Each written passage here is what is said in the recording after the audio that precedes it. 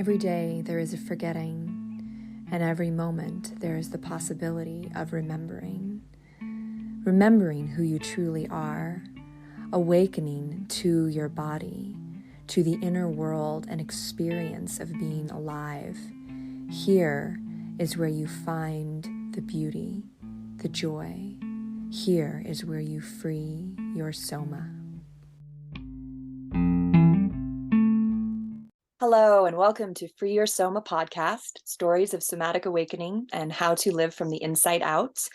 I've got a very special guest today, Aden Ascher, who is a coach offering consulting for CEOs and entrepreneurs on how to focus and get rid of distractions. He also hosts in-person events in Santa Monica at Yala Cafe. He and I recently crossed paths, and it's just felt so aligned because I feel like he's been on a very parallel journey to me, and we're going to kind of explore that today because we've had some really similar life experiences, although we're of course very different people. So welcome, Aden. Hey, thank you so much for having me, Amy. Pleasure to be here.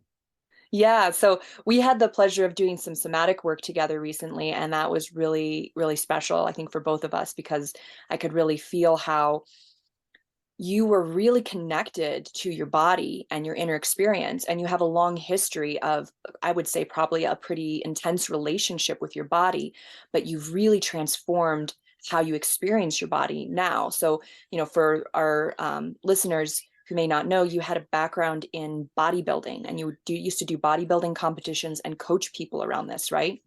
Yes. Yeah, and that's a pretty intense thing to do with your body.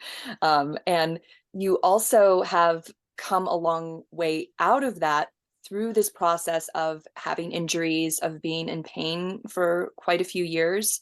And we were talking just before we started recording about how these difficult experiences can really transform us if we handle them correctly, if we listen to what, our bodies are really trying to say to us. So maybe you can tell our listeners a little bit about yourself and where this all started for you. Yeah, absolutely. Once again, thank you so much for having me on here. It's a real pleasure to be here. Yeah, my background, for a majority of my life, I remember first touching weights when I was about 7 years old. I came to America, and it just got that much more amplified with, at first it was the food that was available where I was from in Belarus. So there wasn't really, it was a sense of scarcity. Um, when I came to America, it was just an abundance of everything. And I started to, without knowledge, started to really just eat things and uh, overconsume, because that's pretty much the way that we're conditioned here, where that we're programmed from external sources. And my dad was always in shape in the past, and I noticed that my mom appreciated that about him. And I never really got the, as I'm sure plenty of children in modern day and in the past that didn't get the attention or the presence of their parents, and I really just craved that, and subconsciously started to pick up on what was it that my mom paid attention to, and what was it that my dad paid attention to. And my dad would always bring home films like action movies, and I would always see the main character is always this in shape man that's just looks very masculine, and I've always wanted to be that way, and become this almost a cartoon looking character, and in my own story. And so I just continued working out and never really gave it too much thought, just followed that. I liked how I felt when I worked out, and it was a way for me to self-care. And eventually I fell into the ego trap with a lot of people in the gym would just tell me, I have the physique to compete. And I never really cared for competing. I always just did it because I enjoyed working out. I enjoyed how I felt. I enjoyed the results that I would get.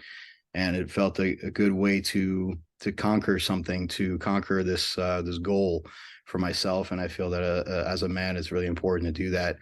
And eventually I caved in, and I did a competition. And ever since then, I just continued competing, continued on the competitive path. Although it was healthy competition for me personally, it was healthy in the sense that I wasn't competing against anyone. I was competing with myself and what I could do and what I could accomplish. So that part had always stayed pure for me. Um, although what ended up happening was I went into the military very early at the same time when I got married at the age of 20. And the only reason I did that was because I had these pre-conditioned notions within myself that that's what I needed to do because that was what I was here to do. I thought that okay, I'm going to military. I have this career that's starting. I'm able to provide, and I wanted to prove to myself that I could do something that my parents couldn't do, which was have a successful family. And I thought that I had it all figured out already at the age of 20. And so, yeah, I got married, went into the military, and then I started to notice that the same things that I had swore that would not repeat with me ended up being replaying in my own reality with the marriage that I was experiencing. And instead of paying attention internally what was going on and why all these things were happening, I just continued focusing on external things, and bodybuilding is all external. It's an expression of art, of internal art externally. However, most of it is externally perceived, and the marriage fell apart almost instantly, although it continued for almost 5 years. But that was because I refused to pay attention to things. And eventually, when I got out of the military, about 4 years after the contract was over, the marriage ended then, and it was a complete loss of identity. Well, not complete. I can't say complete because the process of identity loss lasted for about 4 years afterwards. But then when I didn't have that part of the identity to hold on to anymore, the part of the marriage, the part of the military, it was as if there was this hollow space that got formed there, and I tried to fill it in with going into bodybuilding even deeper.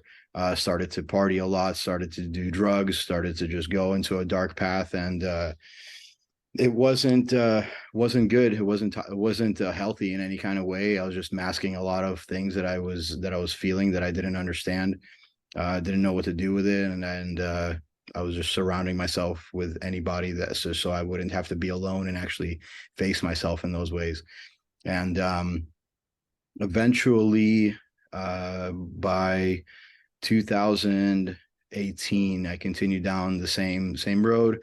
I started a company back then when I was coaching people with bodybuilding and training, and I started this meal prep company where I would do the clients' nutrition. I would do their diets in their meals, and so they didn't have to think about anything. They would just eat. Their diet would be done already. They would just know at this time I eat this meal, it's doing this, and I would train them. I would do their massage, their body work as well, so they had the full package. And I felt really good about what I was providing. However, I was completely neglecting myself. And so once again, the same pattern of focusing on the external and not focusing on the internal at all. It completely played out. And eventually, I remember there was a consistent, I don't remember exactly how long this played out for, but consistently I would wake up and I just felt worse and worse and worse every day.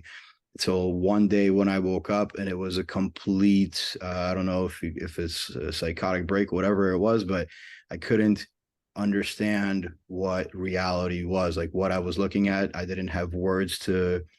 to there, like I was just freaked out and just yelled, and it was just madness. What I later understood was because I was stimulating myself so much so I could just keep going, because there were days when I wouldn't sleep for about 3 or 4 days at a time. You just keep going through the night, just keep working.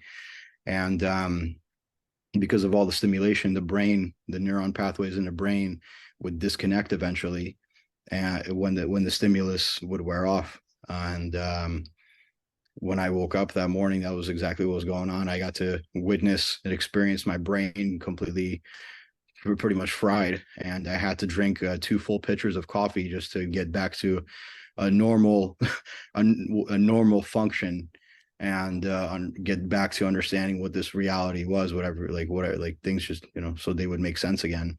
And so I went to the doctors that day, and I was dating a woman at the time, and I went to the doctors, and they drew my blood.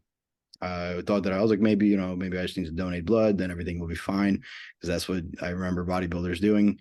Um, and I hated I hated going to doctors. The idea of going to a doctor just didn't make sense to me. It still doesn't make sense to me, because I know that they just put a band-aid, but um, having an idea of what is happening internally would have been nice. So I did go, and they drew my blood. They said, before we allow you to donate, we're going to need to actually see what's going on.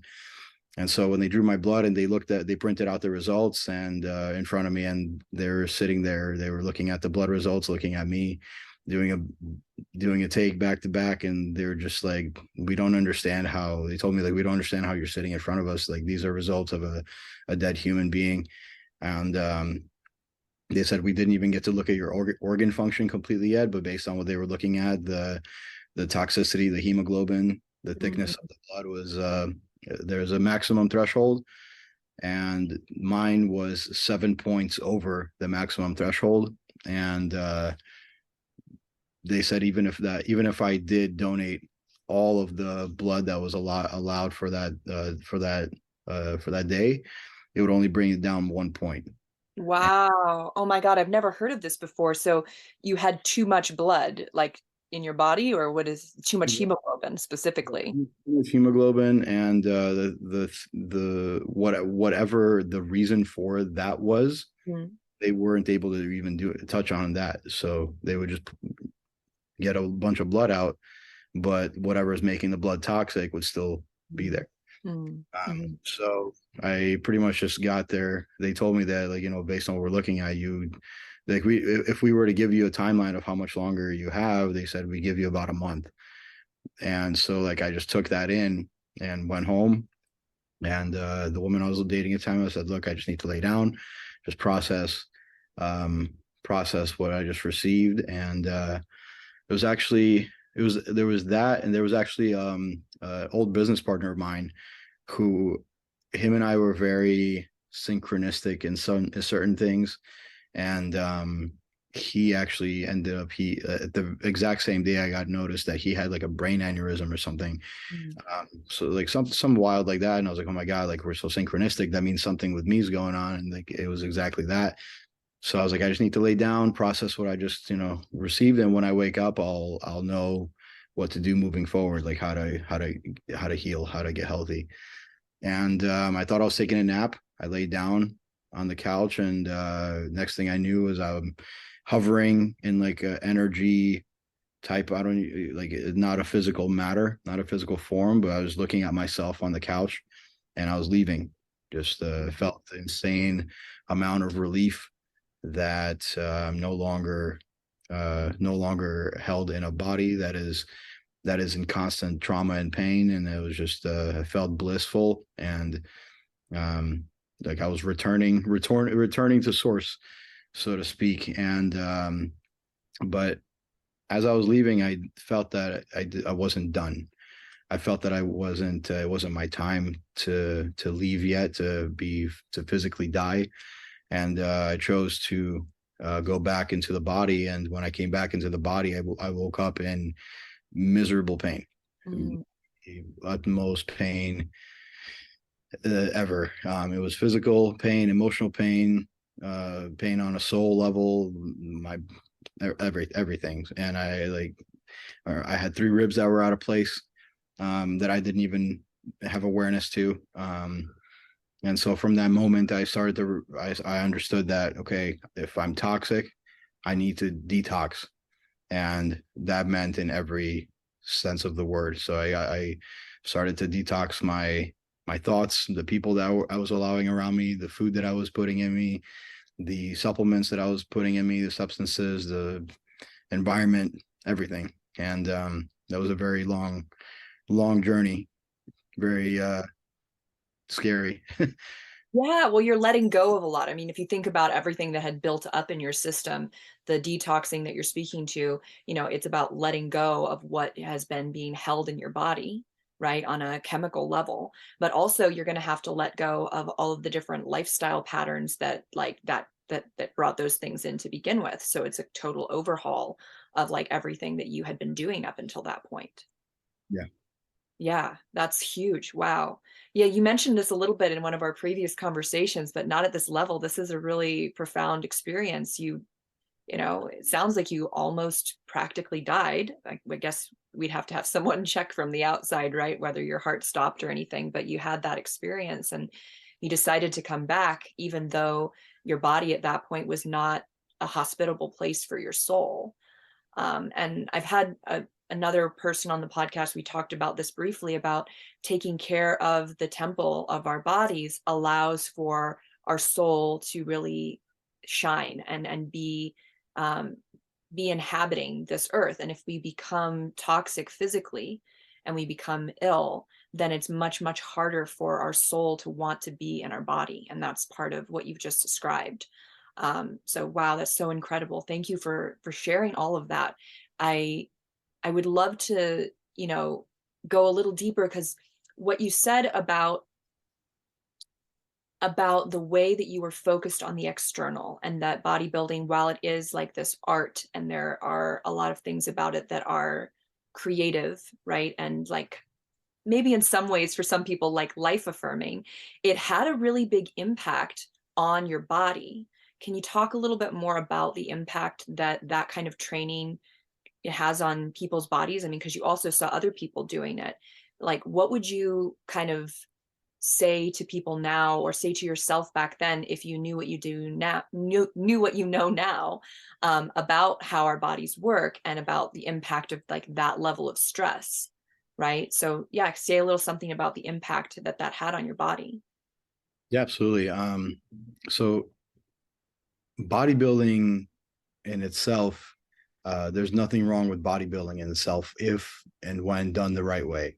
Um, the way that I did it, it was not done the right way because I went and I did other things alongside of bodybuilding that completely conflicted. Um, Partying, drug use, not not paying attention and to emotional states, Mm. um, not honoring how I felt in any kind of way, just knowing that um, this is what needs to be done. I mean, there were definitely, it was a double edged sword in a way where there was benefits to take away from that, and also negatives as well. So I got to learn all of it. Um, Knowing what I know now, I definitely I'm done. I'm done with the drug use. I'm done with all the substances. I'm done with that. I'm just really enjoying being present and being here in the body and enjoying the world. And I am very much so looking forward to getting back to weightlifting and training again. I'm recovering now from a shoulder surgery. But once that is done, I'm definitely looking forward to getting back to training again. I have absolutely zero desire to compete anymore. Mm. Uh, I don't see myself on a stage ever again. However, there will be definitely things that will be incorporated, such as martial arts, yoga, stretching, things that I didn't do before to balance out the constricting movements of bodybuilding. Because I got to really understand that before I started the rigorous and strenuous training of actually bodybuilding and preparing for competitions, um, I was very well connected with my surroundings, with people. I had a very good perception of just how I connected in the world. But the more for lack of a better term, tortured myself in that way, put myself through hell, um, which I have zero regrets doing. But nonetheless, what happens when we train in a constricting weight all the time, we are, if we look at our body as a whole organism that has different parts that are working in harmony and in unison with one another, when training in the traditional bodybuilding workouts, almost all of the movements are constricting. And so we restrict blood flow and constrict a certain muscle group, say a bicep, for example's sake, we do a curl. We're taking that muscle and we are separating it from the rest of the organism. And so it is now separate for that time being, and all the blood gets caught there. It swells up, gets the pump, and all the things. Eventually, that starts to affect the entire organism, the whole human, and parts of the body start to really not feel that they're connected with one another. Right. Yeah. And that eventually is how thoughts start to form, start to feel separate, start to feel alone, start to feel as if not connected with the environment. And that was how things ended up playing out later on in life. Was I started to feel very disconnected. I started to feel as if I'm not one with things around me. And it really took a lot of work to get back to feeling that connection, to realizing that they actually are connected. Yeah. Oh, I love that. You know, what you said is so perfect, because I feel the same way about the way that I practiced yoga when I was younger. I did it in a very, like, I would say, kind of aggressive way. And what you spoke to just now is that the how of doing something is probably even more important than the thing itself. So, you know, what you said is that there is maybe a more holistic way to do bodybuilding, but that's not what you were doing. What you were doing was kind of ignoring the internal signals, overriding them with substances, you know, masking them, and then pushing your body into this really constrictive practice over and over and over. And the results that you were getting externally, you know, from like the world around you was probably like praise, and, you know, you were winning, right? But what was happening internally is that you were becoming more and more fragmented as a human being, because the things that really needed to be addressed and healed within you were not getting the support that they needed from your system. So one way that we can talk about this in a really like simple way is that in order to breathe, your diaphragm needs to move down in your body to draw your lungs open, right? And if we practice a lot of repetitive contraction of our abdominal muscles, and we keep the lower, you know, or our whole body, say our whole carriage, we keep it with, you know, regular practice in a state of muscular tension, it's actually going to constrict our breathing. And so if someone is practicing a lot of like abdominal exercises and doing a ton of weightlifting and getting really tight, it's going to be that much more important for them to do other practices like the ones you mentioned in order to balance that out, so that their breathing doesn't become constricted, so that their digestion doesn't become affected by the muscular armor that they're basically putting on every time that they work out, right? And so what you're describing is like the way that that kind of continued focus on the external, right? How our bodies look versus how they feel internally can really disrupt our natural rhythms within our bodies, and that sense of everything being connected, and that we're safe and that we're whole, right? And that we're one.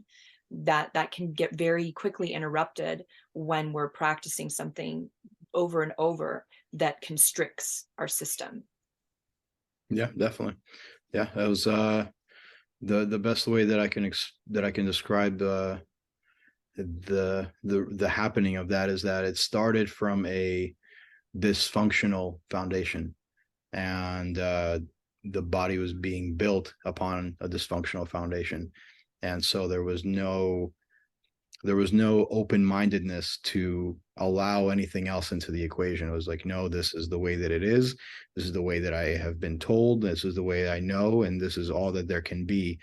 Instead of there could have been an allowance of, hey, let's try some stretching, let's try some yoga, maybe incorporate some diaphragmatic breathing, even with boxing, anything that would be outside of this box. Mm. um not back then. Well, that rigidity, I mean, I had that too. I mean, lots of people have probably been through that where you get really into something and people can, become very dogmatic about it and sort of think that this is it and this is the only thing that I'm going to do because it's the thing, right? And then everything else becomes uninteresting or everything else like is somehow less than this thing that you're after, right? What I think that is at the end of the day is its own kind of trauma response where we're afraid of trying something new for all kinds of different reasons, right? And so we stick with what feels comfortable. We stick with what's safe. We stick with what's known.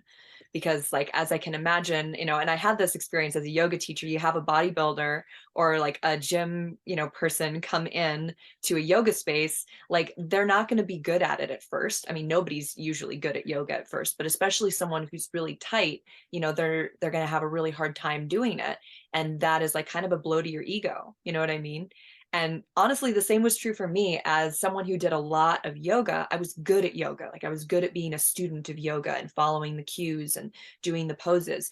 But if you were to like put me in like a coordination that was outside of yoga, like say some samba dancing or something, like that was not my zone of comfort. I was not good at that. And so I would not really be as open to doing it. I would rather go do my yoga because it was my zone of comfort in my body, and I felt like affirmed there. Whereas in a new kind of physical movement technique, it was like clumsy at first and awkward and would remind me that I wasn't, good at everything or that I had, these human faults that when, you're living in kind of a trauma state, you tend to think are the end of the world. And it's hard to just like see your own humanity, right? When you're living in that kind of fear. Um, but yeah, your story is incredible because I think that, going back to what you said about being a young boy and wanting your parents' attention and noticing the things that they liked and the things that they valued, what you're describing is not too dissimilar from what I think a lot of us look around, and see in the world, which is that there's a certain, you know, male body type and action hero and stuff that, is prominently displayed as like a person of value, right? Kind of like wanting to go after that action figure body, right? And The real problem was that I didn't have a masculine role model that mm, was able to teach me what it means to be a man, what it means to be truly masculine, to transition me from that path of being a boy to manhood. And so the only things that I could pick up off of were the cartoons that I would watch, or the muscular drawn figures, or the men that I saw in the movies. So that was really all I had to go off of, and that was the education that I received. That this is what a man is you have to look this way. mm. That was Right. And then there's also this lack of expression that is often paired with that of like men are stoic, men don't cry, they don't talk about their feelings. And it sounds like you have really transformed a lot of that to even just be able to be here on this podcast with me and talk about these things, and be vulnerable in this way. This is a return to a certain type of masculinity that is not really being shown or demonstrated too much in our society. Would you speak a little bit about that? Because I know you've done a fair amount of this kind of men's work recently. absolutely. The stoicism and the keeping emotions and feelings to ourselves as men. Um, there's part of that reigns true. Not everyone deserves to be allowed into that inner world where our emotions and our feelings are um, shown to the public. There are certain people that do get to be crowned as deserving as our safe space as men, where we do get to take our mask off, so to speak, and we get to show this is what I'm experiencing internally. And for those men, for those people to hold that space for us, So that type of vulnerability is definitely beneficial, and I know that a lot of men in this world, they don't have that, and Mm. it's critical. It's critical to have that outlet in order to be healthy, in order to have that sense of, I get to call this person and I got to express this and I get to be heard, and I'm not going to be judged, and it's simply this space where I just get to empty something into the void that I trust, and just leave it there, and it's never going to be brought up again. That's definitely is definitely important. It's wildly important. Otherwise, we have this version of a human being, of a man that walks around in society and has all these bottled up emotions, and they feel them and they're experiencing them, but they think that it's not allowed for them to express them. And so there is dangerous. It's dangerous to be, and that's what toxicity is. It's not a toxic masculinity. It's simply a toxic human being who they're toxic because they have things inside that need to be let out so that they can breathe freely again. And yeah, that shows up a lot in today's society, unfortunately. But I think that with the immersion of the healthy of masculinity coming back, I see that it's moving in the right direction. Awesome. Yes. And there's something specifically special about being able to speak to another man about these things, right? Like, because I think often the men that I've known in my world, like they'll have this vulnerability to their girlfriend or to their wife or, to whoever they're dating, right? Like that's like a space that they feel safe. And while that's wonderful, like what about actually feeling safe to express yourself to another man in that vulnerable way? Can you speak a little bit about the power of that? I mean, you've already spoken to it a little bit, but very specifically with men, there's something special. Absolutely. What I've learned and noticed from my own experience with my past relationships, with my past marriage, with my parents, what I observed from them, and what I took on for myself, that I thought that was the right way to go. Um, for say that a man, man and woman are in a relationship, and the man goes and starts telling his partner, this is that all spilling basically all of his feelings, all of his emotions, and it doesn't usually end very well. I know people. Because the woman doesn't, it puts the man, if not done correctly, if not communicated correctly, it puts that man into the perception of, now you are her boy. You're Mm, no longer her man, you're now her boy. And women don't want to be in a relationship with a boy. They don't want to be in a relationship with their son. They want a man. They want a father for their children. They want a husband.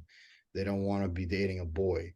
Uh, that's not the dynamic that is optimal. Then that man is going to be treated as such, as a boy or as a child, and is going to feel completely emasculated, and it's not a healthy environment. Uh,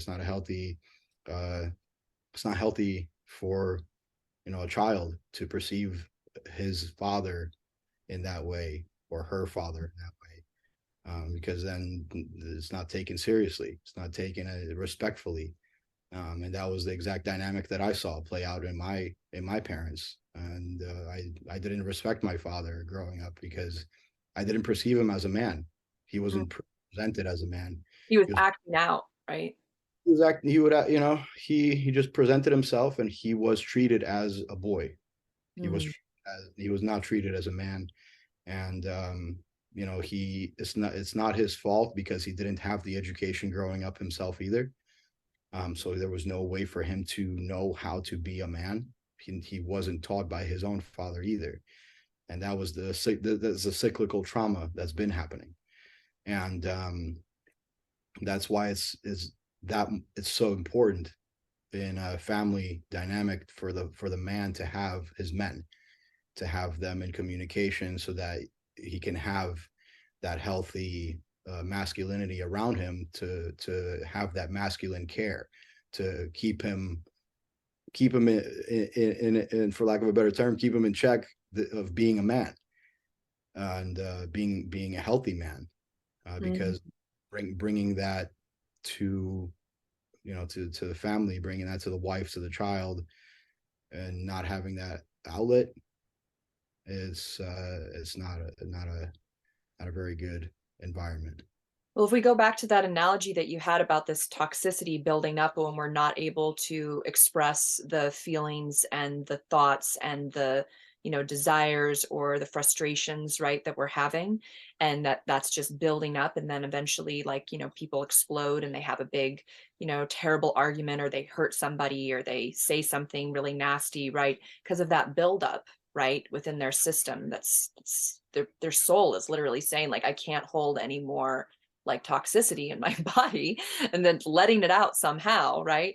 And what you're describing is that to be able to have that safe outlet with other men, so that that kind of toxicity is not, even in small mild ways, kind of being dumped on your partner or your family, so that you can kind of clear yourself and then show up in that space as a responsible protector, as a responsible provider, as a role model for your children or for your family, right? That's this kind of beautiful, I guess, dynamic that you're speaking to here of what's possible when men are actually supporting men in this beautiful way.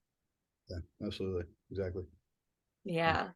Yeah, I think women, there's a lot about, different women's groups. I've done some women's work, work. I don't know. We did like her weekend, where we get to dive into all this stuff. And my dad's been really into men's work for a while, so I know a bit about kind of, contrast and compare, like, the differences.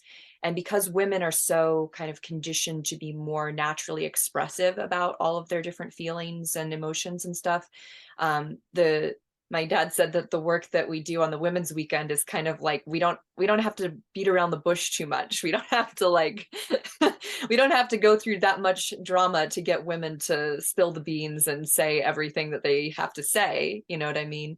But with men, there can take a little more effort to get a guy to open up and really say, like, what's on his mind, and really let out his anger, because it often is not a choice, or a decision that men make to do on purpose. It's something that happens kind of, like I said, if there's a buildup, and it's sort of out of their control usually. So yeah, it's really exciting that you're doing this work. Do you see yourself doing more of this work in the world? Would you like to be working with more men about these kind of issues? Yeah, absolutely. And this ties directly into the work that I do through the coaching, as uh, I will be doing this until this body is done breathing, um, and it absolutely overflows into the work that I do with the clients that I have. Um, every single one of them gets to experience me in that much more of a way, and they tend to have a role model that they get to learn from in more ways than nutrition, more ways than making more money. Like, of course, it all will reflect. They will be more uh, just healthier human beings in Mm. every aspect. So definitely, Well, it sounds like because of the work you've done with kind of a more holistic approach to your life in general now, that's what you're seeing, these interconnections between, like, oh, we could focus on one area, like how much money you're making or how to improve your body, but those things are actually connected. Those things are a way of living that's going to improve you as an overall person. And then everything is going to become so much more streamlined and easy for you when you're healthier as a whole. definitely. I mean, even taking the example of what you just described with making more money, right? Somebody can be making more money, but they can feel like complete garbage inside. They can feel like complete garbage. And then if we usually boil it down to, what it is, a lot of the times people make money, but they don't feel good about the way that they're making that money. Mm. And if we backtrack all the way and get to the root cause of it, and then clear that up, and then connect that person, align with them the means of making money in a way that actually feels good for them, how much more money is going to be coming in, Mm. you know That makes a lot of sense to me. I feel like I had just personal experience with that since I've gone into my full steam ahead entrepreneurial, passion now, where I'm really, I'm promoting and selling something that I truly believe in, that I actually really see helping people and making the world a better place, you know, kind of living my purpose, so to speak. Like, I am making more money than I ever have, and I'm, you know, also helping people.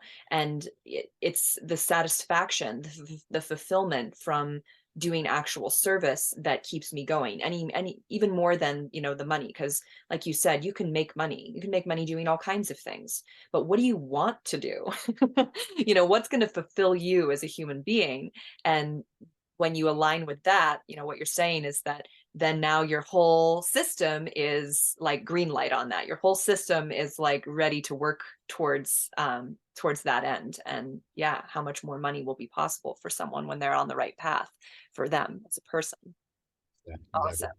So speak a little bit about, you know, what you're offering now. You said you're focusing on uh, CEOs and entrepreneurs, how to focus and get rid of distractions. What's your background with that? Like, have you been classically a distracted person or had trouble focusing?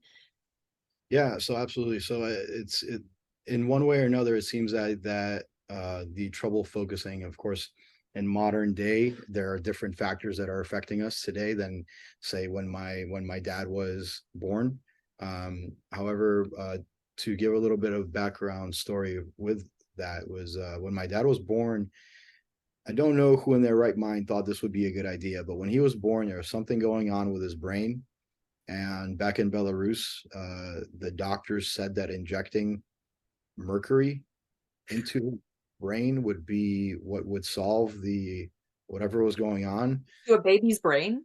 So a baby's brain, Oh my yeah, God. That's yeah, insane. insanity, pure insanity. And so that happened, and ever since then, there was a collection of things that ended up taking place. Then my grandmother felt incredibly responsible for having giving the thumbs up for that, and so she ended up babying him. Mm.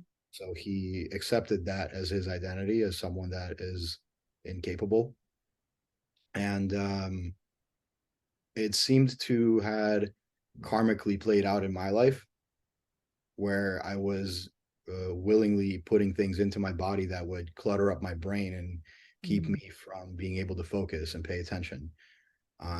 Mainly processed foods, processed sugars, everything that's not from the earth naturally. I was just emotionally eating everything in sight. And eventually it got to the point where if I wasn't taking some sort of nootropic, if I wasn't taking some sort of uh, focus aid, then I wouldn't be able to focus on anything. I would be scatterbrained completely. I wouldn't be able to function. And so I realized when I had started that company, the for with the meal prep, with the nutrition for the clients, I realized that I had to take a focus nootropic supplement. Mm. And I knew this. I remember there was an internal dialogue that said, you know, if you don't take this, you won't be able to keep going with this. And it was like, I wonder how long I could keep this up. Mm. And I kept it up for about 2.5 years, every single day, taking this nootropic to help my brain focus. Worked phenomenally, great supplement. But the other end of it was completely disconnecting my brain pathways at Mm. the process. So it was eventually something had to give. And so I realized that without focus, without the ability to focus and pay attention in that way, there's no way to succeed, because especially in modern day today, we have everything around us is trying to take our number one thing. What would you say your uh number one thing that would allow for you to be successful in your businesses? I guess my health and well-being. And your health and well-being will allow for you to do what? For me to show up for my clients and get done my tasks and, you know, do all of that in a graceful, I guess, aligned way on time. So if you're say I'm your client right now, and you're unable to focus and you're doing anything but having a conversation, would that go anywhere? Probably not. Mm-mm. Oh, yeah. So you're saying the focus. Yeah, yeah. That's your focus. You'll be able to be present and be in that moment with your client or with your task at hand.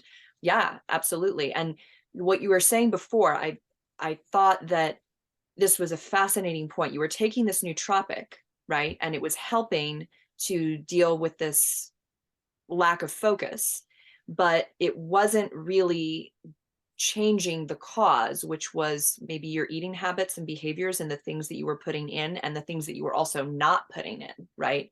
Because you weren't eating certain things, but you were eating a lot of other things. And you were using the supplement as kind of like a band-aid to deal with the symptom of the issue with your food intake, or lack of real food intake, right? Is that kind of what was going on? Absolutely, yeah, because the in essence, when we come into this world, where there's nothing wrong with us at all, and Mm, absolutely nothing wrong. So of course, unless there's some sort of genetic hereditary thing that's passed on, different subject, different story for a different time. But as long as we are acting in alignment with health, with our true essence, our pure sense of self, our everything is functioning just fine. Like if you're putting canola oil as gasoline into a Lamborghini, it's probably not going to run. right.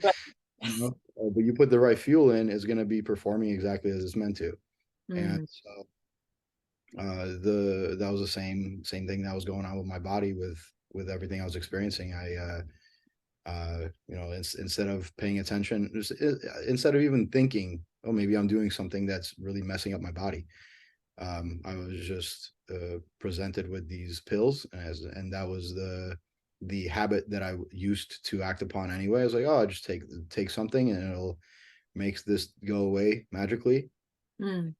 That was the way that I went about things in the past. So, I'd say um, that's really common. I'd say that that's, very normal in our world. That's what's we're sold a lot of. Like people will ask me a lot about how to improve their gut health.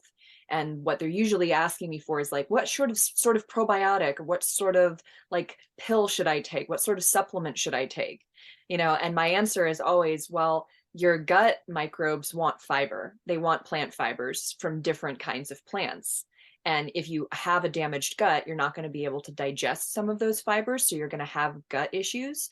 But that doesn't mean to not eat those things. It means to recondition your gut slowly so that you can digest them. Because at the end of the day, you can have all the probiotic bacteria in your gut in the world that you want. And if you don't have the prebiotic fiber to actually feed them, they're just going to die out. And then you're not going to get those postbiotics that are what the benefit, the short chain fatty acids that most people are after, that feed your brain, that reduce inflammation in your body, right? That's this kind of chain. I think we might have talked about this before, between prebiotic, or prebiotic, probiotic, and then postbiotics. There's this chain of events, and people get fixated on the probiotic because you can buy a pill for that. Right? But it's just part of the picture. It's not the whole thing. Just like taking a nootropic with, I don't know what it had in it, maybe some kind of like medicinal mushroom like ashwagandha or reishi, or I don't know, any kind of these different nootropics and adaptogens that people take, right? And it has this enhancing effect on your brain or on your system. It's never going to replace like drinking water and eating real food. It's going to help, maybe mask some symptoms, or it could help enhance an already healthy body, right? But it's never going to replace the simplicity of just eating food from the earth and regularly drinking water, right? absolutely, yeah. Well, most people will, just as we just talked about, will buy all these pills to mitigate certain symptoms, or get rid of having to have certain symptoms show up in their reality. But next thing they know is uh, they have a whole pantry, a whole cabinet full of supplements that I take this for this, I take this for this, and this thing helps me do that. And at the end of the day, they still have all the problems. If not, they have more problems. And what it's really doing is they're stuck in this cycle of being sold something that will, whoever's selling it to them is doing a fantastic job of being a salesman, but they're not doing a fantastic job of actually tending to the person's actual needs. Mm. It's making a quick buck.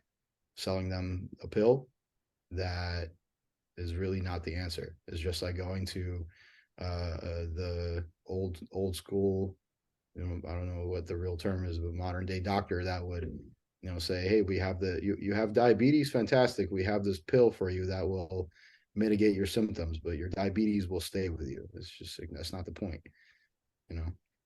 Yeah, it's a great point you brought up about the way that our I had my thought for a moment and my cat walked in here. It'll come back in just a second.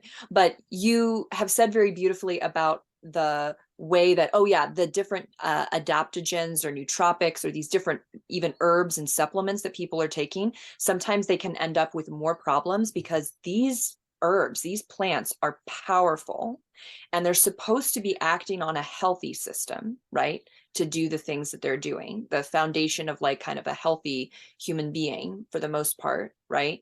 Kind of like I was describing about like, say, some people have a hard time digesting like Brussels sprouts or something, right? Because maybe their gut isn't used to that, conditioned for that, or maybe they have some damage to their gut and there's not the microbes, the beneficial bacteria to break that down. So you might have like an herb that you're taking. Maybe you're taking like a bunch of different herbs, but the foundation of the health of your body to be able to absorb the nutrients of that herb and then use it effectively is out of whack.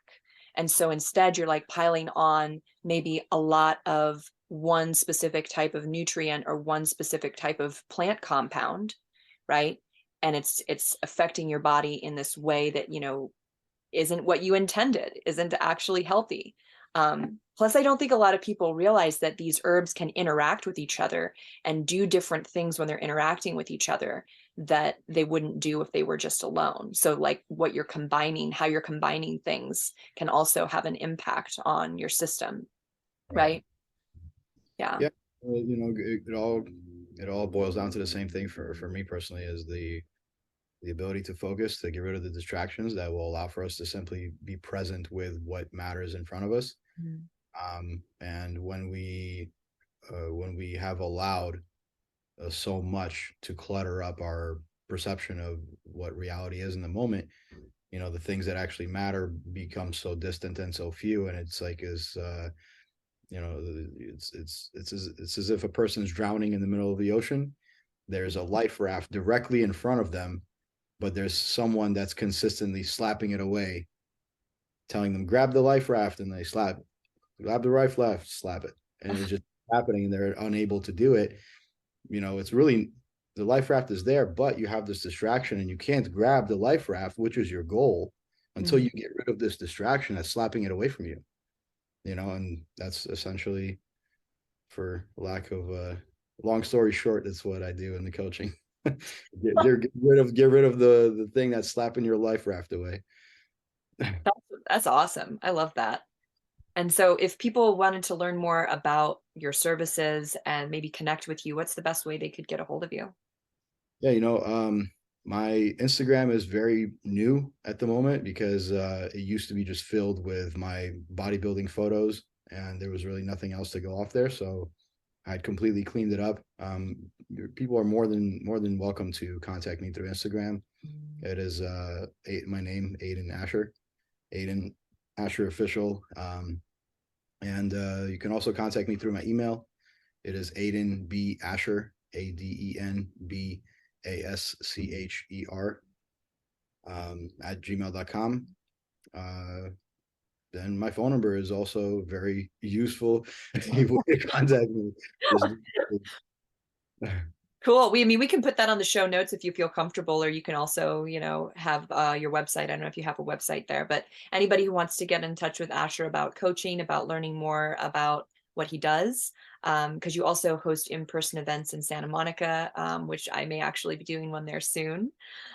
It's been so great to get to know you and so inspiring. I feel like the somatic work that we did together, you connected with that really fast because you've already done so much internal work, which is what you've been speaking to today. And, where do you see this going in terms of, you know, was this your first experience of like some kind of specifically somatic work?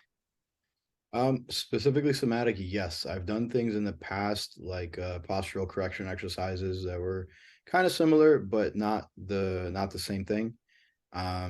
This was the somatic session that you and I had specifically was very helpful because it allowed for me to bring that much more attention and focus to the area that was impacted and release it.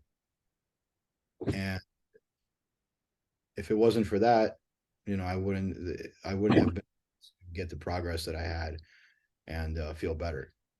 So I definitely recommend it to anybody that's looking for pain from tension, whatever is physically going on with the body. And when you couple something that is nutritionally based, it's allowing for the body to become that much more open to releasing physical tension because it's all connected. We impact one part of the body and the rest will follow suit one way or another. Yeah, that's beautiful. Kind of this purification process that you're speaking of like detoxing, of releasing, you know, stories, memories, literal chemicals that might have been building up in our bodies. And once we start that like path, once we start doing that, it just sort of like snowballs and keeps going, right? And then maybe we stop for a little bit and then it keeps going. We stop for a little bit and it keeps going, like this kind of healing journey of gradually like just taking off layer after layer of what's built up on our system so we can be here, so we can be focused and present right now. Exactly. Oh, that's wonderful. I really do look forward to continuing to work with you as a client and also just having you as a friend because, yeah, you've been really phenomenal at both of those roles. Absolutely. Likewise. Oh, thank you so much for sharing your story today. Is there any last words that you want to share with our listeners? Any, pearl of wisdom or experience, maybe an anecdote or something? Yeah, something that I've noticed bringing up for every client, everyone that I've really ever communicated with, um, we have all these things in our experience. We have a home. We have some people have families. Some people have kids. We have a vehicle. We have a job. We have money. We have, things in general. Everything that's outside and around us. But when we really pay attention to what's at the very root of all of it is us. And if we don't give ourselves more attention than everything that is around us, eventually that that balance will be overthrown. And the things that are outside of us will have more attention and more of our energy and focus than we actually give to ourselves. And eventually that ends in a very bad way. So what I like to leave everyone with is focus on yourself first and more than focusing on anything that is outside of us, because when we do focus on ourselves first and more, then we're able to provide that much more to the things that are around us. Oh, that's so beautifully said. Yes. Self energy. I've been thinking about that a lot. We can get kind of concerned with what other people are doing or other people's vibe, right? But what are we putting out, right? At the end of the day, like what is our energy that we're cultivating, that we're nurturing or not? And then how is that being transmitted into the world? And, if we focus, as you said, on that piece, you're right, it is the most vital for not only us, but for our environment as well. Fantastic. Well, thank you so much for being on the show today. I'd love to have you again. We can check in with you at a later point and see what new exciting things that you're up to. Really, thank you for having me. Yeah, we'll love it.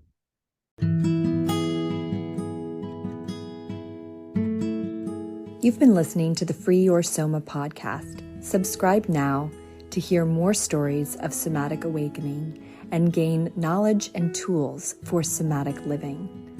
If you'd like to learn more about me, Amy Takaya, Hannah Somatic Education, or the Radiance Program, please visit www.freeyoursoma.com.